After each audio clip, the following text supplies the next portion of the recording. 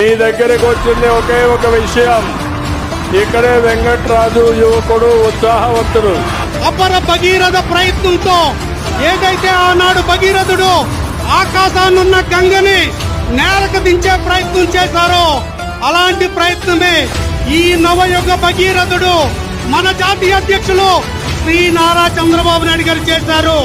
మద్దిపాటి వెంకటరాజు అనే నేను శాసనసభ సభ్యునికి ఎన్నికైనందున శాసనం ద్వారా నిర్మితమైన భారత రాజ్యాంగం పట్ల నిజమైన విశ్వాసం, విధేయత చూపుతానని, భారతదేశ సార్వభౌమాధికారాన్ని, సమగ్రతను కాపాడుతానని, నేను స్వీకరించబోయే కర్తవ్యాన్ని శ్రద్ధాశక్తులతో నిర్వహిస్తానని పవిత్ర హృదయంతో ప్రతిజ్ఞ చేస్తున్నాను.